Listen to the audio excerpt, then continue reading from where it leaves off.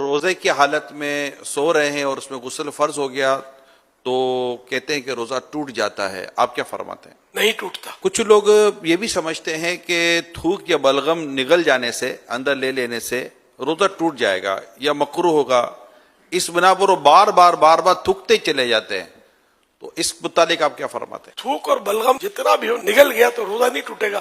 البتہ طبعی کراہت کی صورتیں بھی اس میں ہوتی ہیں، یا یہ کہ زیادہ تھوک منہ میں جمع کر کے نگلا تو یہ بھی ناپسندیدہ ہے.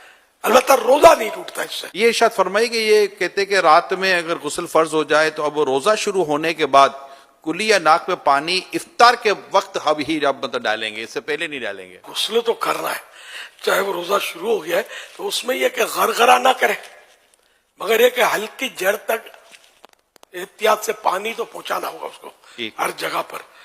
اور ناک میں بھی پانی تھوڑی احتیاط سے چڑھانا ہے کہ دماغ میں نہ چڑھ جائے. اگر دماغ میں پانی چڑھ گیا تو روزہ ٹوٹ جاتا ہے، جبکہ روزہ یاد ہو. اور یہ وضو میں بھی احتیاطیں کرنی ہے. کیا الٹی آنے سے روزہ ٹوٹ جاتا ہے، وامٹنگ؟ الٹی خود بخود کتنی ہی آئے، چاہے بالٹی بھر جائے، روزہ نہیں ٹوٹتا. البتہ خود جان بوجھ کر مثلا انگلی وغیرہ منہ میں ڈال کر الٹی کی اور وہ منہ بھر ہو تو روزہ ٹوٹ جاتا ہے، جبکہ روزہ دار ہونا یاد ہو. اچھا، منہ بھر کے معنی یہ ہوتے ہیں کہ جیسے اس کو تکلف کے بغیر روک نہ سکے. یوں کر کے روکا تو یہ تکلف ہو نا، اور رک گئی، ورنہ یہ پھاٹک کھلا رہتا تو در کر کے جا رہی تھی. تو اس صورت میں بھی روزہ توڑنے والی ہی یہ قید ہے. کہتے ہیں کہ حالت روزہ میں مسواک نہیں کرنی چاہیے، آپ کیا فرماتے ہیں؟ غلط فہمی ہے. جس طرح روزے کے علاوہ مسواک سنت ہے، اسی طرح روزے میں بھی سنت ہے. کوئی اس میں احتیاط ہے؟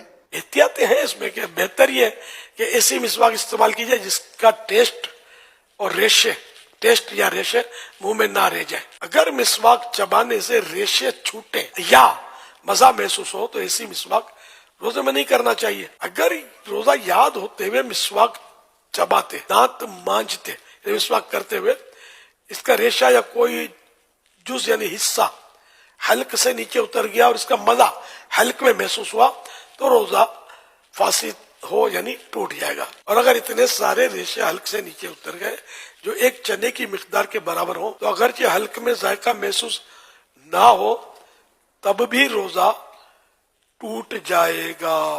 یہ بھی یہ بات آئی ہے کہ جب تک اذان ہوتی رہے سحری اور کھانا پینا جاری رکھا جا سکتا ہے. روزے سے اذان کا تعلق نہیں ہے. افطار بھی اب جہاں مسجدیں نہیں ہیں، آواز ہی نہیں آتی اذان ہوگی تو کیا کریں گے؟ تو اس لیے وہ ان کا تعلق اذان سے نہیں ہے، اوقات سے، ٹائمنگ سے.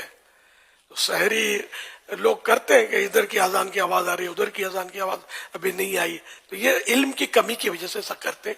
ایسا کچھ نہیں ہے. ٹائم اذان نماز کے لیے ہوتی ہے. کہتے ہیں کہ یہ چوٹ وغیرہ لگنے پر جو خون نکل آنے یا خون ٹیسٹ کروانے سے روزے پر کوئی اثر نہیں پڑتا، آپ کیا فرماتے ہیں؟ درست ہے جس نے کہا کہ روزے پر کوئی اثر نہیں پڑتا. روزے میں انجیکشن لگانے سے کیا روزہ ٹوٹ جائے گا؟ جی نہیں. اب یہ کہا گیا کہ روزے میں عطر یا خوشبو سونگھنے سے روزہ ٹوٹ جاتا ہے، یہ بھی غلط فہمی ہے. روزے پر کوئی اثر نہیں پڑتا اس کا. کچھ لوگ سمجھتے ہیں کہ جو مرض یا کسی اور درست عارضے یا بغیر عذر کے روزہ چھوڑ دے تو فدیہ دینا اس کا متبادل ہے، اس کا نعم البدل ہے. جی نہیں، ایسا کچھ بھی نہیں ہے. صرف وہ شیخ فانی کے لیے کہ ایسا بوڑھا آئندہ اس کو روزہ رکھنے کی طاقت آنے کی امید نہیں ہے، ایسا کمزور پڑ گیا ہے، روزہ برداشت ہوتا ہی نہیں ہے، تب جا کر فدیہ کی صورت بنے گی. اس میں بھی یہ دیکھنا ہوگا کہ اگر یہ گرمیوں میں نہیں رکھ پا رہا، یہ سردیوں میں رکھ لے گا تو رمضان شریف اگر گرمی میں تو سردی میں قضا کر دے، فدیہ اب بھی نہیں ہے. اچھا، اب بھی یعنی کہ دونوں سیزن میں اس کی کیفیت ہے کہ نہیں کر سکے گا یہ روزہ رکھ، اور اس نے فدیہ بھی ادا کر دیا. ایک روزے کا فدیہ ہوتا ہے ایک صدقہ فطر کی مقدار.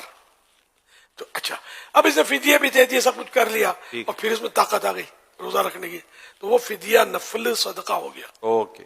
اور روزہ قضا کرے. کچھ لوگ سمجھتے ہیں کہ روزے کی حالت میں ٹھنڈک کے لیے نہانا یا کلی کرنا یہ مکروہ ہے، کیا ایسا ہی ہے؟ مکروہ نہیں ہے، منع نہیں ہے. اگر پریشانی ظاہر کرنے کے لیے کوئی مطلب یعنی کہ کپڑا لپیٹتا ہے یا بار بار کلیاں کرتا رہتا ہے تو اس کا مطلب یہ کرنا یہ مناسب نہیں ہے. عبادت میں دل تنگ ہونا یہ اچھی بات نہیں. کچھ لوگ سمجھتے ہیں کہ کلی کرتے ہوئے اگر غلطی سے پانی حلق سے اتر جائے تو روزہ نہیں ٹوٹتا.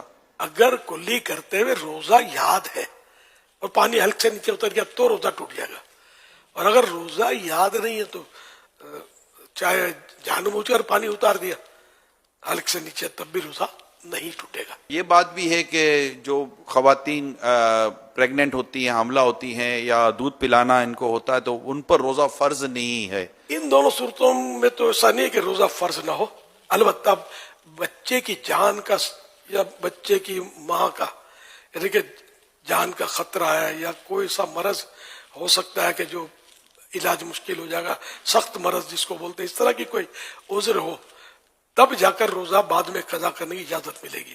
صرف اس کو مطلب یہ کہ حاملہ ہے یا دودھ پلاتی ہے، صرف اس وجہ سے اجازت نہیں ملے گی۔ دودھ میں بھی یہی ہے کہ مطلب اگر وہ دودھ پلائے گی تو وہی جانوں کے خطرے ہیں، اتنی کمزور پڑ جائے گی کہ دم توڑ دے گی، یا بچے کو دودھ نہیں پلائے گی بچہ فوت ہو جائے گا، تب جا کر روزہ چھوڑنے کی اجازت ہے، اور بعد میں قضا پھر بھی فرض ہے۔ اگر خون کی کمی ہے تو ویکنیس ہے، اس کی وجہ سے ویکنیس ہے، تب کیا روزے میں کوئی رعایت ہے؟ اس طرح کے جو بھی امراض ہیں تو اس میں یا تو اپنا تجربہ ہے کہ مرض بڑھ جاتا ہے، یا یہ کہ جان کے لالے پڑ جاتے ہیں، خطرہ کہ جان چلی جائے گی یا عقل چلی جائے گی وغیرہ، ایک تو اپنا تجربہ ہے تو روزہ قضا کرنے کی اجازت ملے گی، یا کوئی خوف خدا والا ڈاکٹر، بعض ڈاکٹر بات میں کہتے ہیں روزہ مت رکھو، لیکن کوئی خوف خدا والا، اللہ اور رسول کی باتوں کو سمجھنے والا، ڈرنے والا، وہ اگر مشورہ دیتا ہے تو پھر اس کے مشورے پر وہ روزہ نہ رکھے اور بعد میں قضا کر لے۔ وہ یہی کہ اگر جو میں نے صورت بتائی کہ مرض بڑھ جائے گا یا دیر میں اچھا ہوگا یا جان چلی جائے گی